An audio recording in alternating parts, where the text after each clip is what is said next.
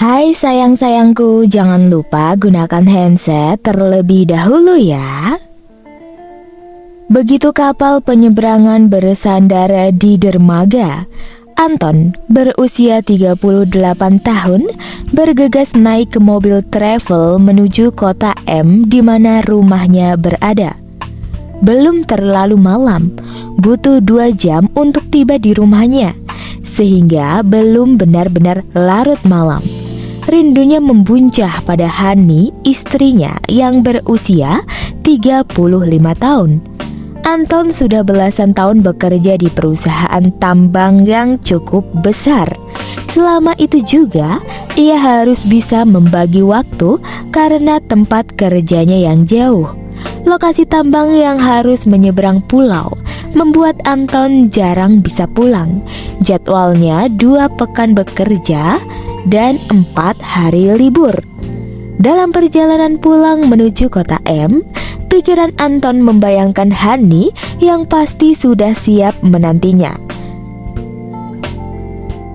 Kemerlip lampu jalan begitu indah. Baru pukul 11 malam waktu Anton sampai depan rumahnya. Tapi yang membukakan gerbang bukan Mbok Esi pembantunya. Ada wanita lain di rumah itu. "Malam Pak, saya Arum, penggantinya Mbok Esi yang jagain Dedek sekarang," katanya. Anton sudah terbiasa soal ganti pembantu. Maklum, Hani istrinya juga bekerja sebagai PNS dan mereka masih punya bungsu berusia 3 tahun yang harus ada yang jagain. Hani memang sulit dan cocok dengan pembantu. Ada saja salah sedikit dibuat pasti langsung ganti pembantu. Terakhir adalah Mbok Esi 40 tahun hanya bertahan 3 bulan. "Ibu sudah istirahat Pak.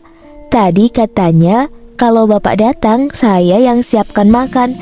Bapak mau dibuatkan kopi dulu?" tanya Arum. "Oh iya Mbak Arum, kopi saja ya.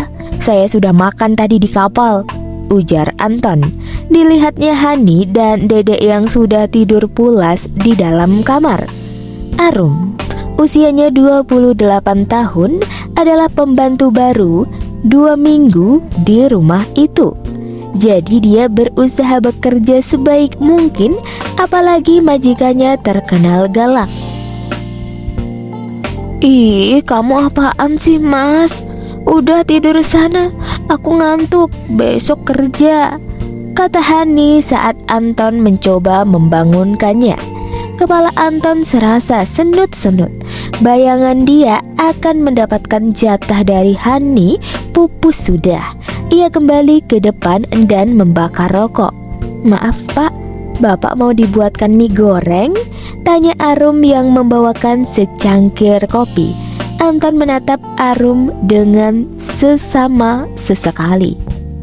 "Atau mau disiapin air hangat untuk mandi biar segar, pasti Bapak capek banget," timpal Arum. Anton menatap. Arum ternyata cantik juga. "Gak usah Mbak, nanti Mbak Arum yang capek. Sini temani saya ngopi saja Mbak," ujar Anton. Arum pun menurut dan duduk di dekat Anton.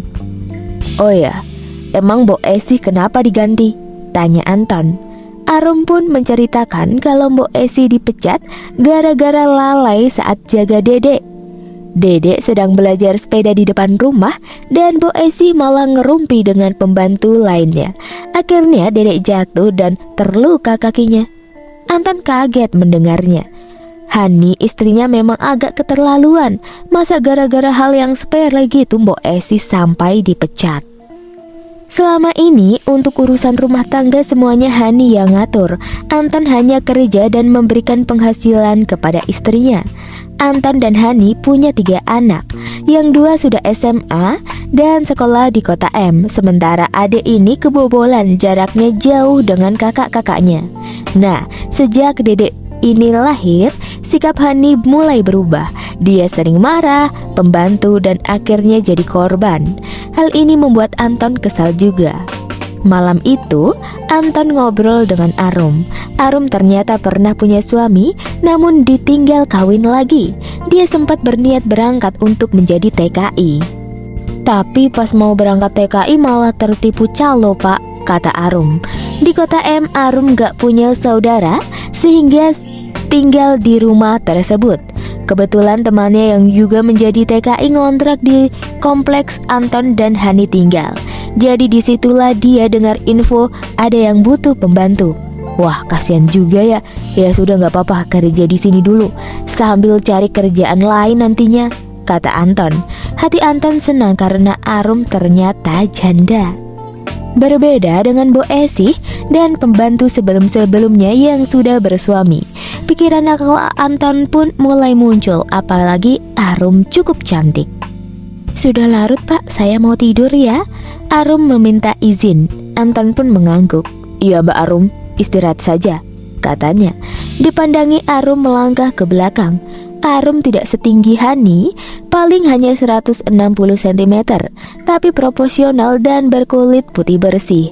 Wajahnya sekilas mirip dengan artis Marshanda. Berbeda dengan Hani, Arum ini murah senyum dan perhatian sekali kepada Anton. Oh, seandainya Arum kumiliki, batinnya. Sambil menahan pusing lantaran gak dapat jatah dari Hani, Anton pun membayangkan Arum. Sampai akhirnya dia tertidur di sofa depan. Pak, bangun Pak. Arum membangunkan Anton karena hari sudah pagi. Hani sudah berangkat ke kantornya dan Dedek baru saja dimandiin. Anton sebenarnya sudah bangun tapi sengaja tidur supaya Arum menyentuhnya untuk membangunkan. Arum sendiri agak risih melihat itu yang gembung. Pak, sudah pagi, bangun. Arum menggoyang pundak Anton. Matanya tertuju lagi ke situ. Anton melebarkan kakinya seperti mau pamer. Dan anaknya pun ikut membangunkannya. Biar Dedek sama saya, Mbak Arum mandi dulu sana, kata Anton. Ih, Arum udah mandi kok, Pak. Bapak yang masih bau tuh, jawab Arum. Iya deh, kalau gitu saya mandi dulu. Anton tersenyum dan langsung ke belakang. Arum nyuapin Dedek sarapan di depan. Seharian itu Anton menghabiskan waktu di rumah bersama Dedek dan Arum. Sampai sorenya Hani pulang dari kantor, tapi Anton jadi kecewa. Soalnya pas pulang kantor, Hani langsung bilang kalau dia lagi dapat bulanan. Jadi berhalangan untuk melakukan begituan. Sabar ya mas, ntar off 2 minggu lagi kan bisa. Anton jadi tambah pusing. Liburnya cuma 3 hari dan dia gak dapat jatah dari istri. Gak kebayang harus nunggu 2 minggu lagi setelah off lagi. Malamnya Arum kembali membuatkan kopi untuk Anton. Anton gak bisa tidur. Di saat Hani dan Dedek sudah pada tidur saking ngantuknya. Jangan kebanyakan rokok pak, gak baik, kata Arum sambil meletakkan kopi. Iya mbak, kamu kok perhatian banget sih, jawab Anton. Soalnya lagi pusing nih mbak, gak dapet gitu, ibu lagi halangan. Anton ceplas-ceplos saja ngomongnya. Arum jadi malu dan menundukkan kepala. Ya sabar pak, emang kalau gak kesalur bisa pusing. Ya, apalagi Arum sudah 3 tahun gak gituan.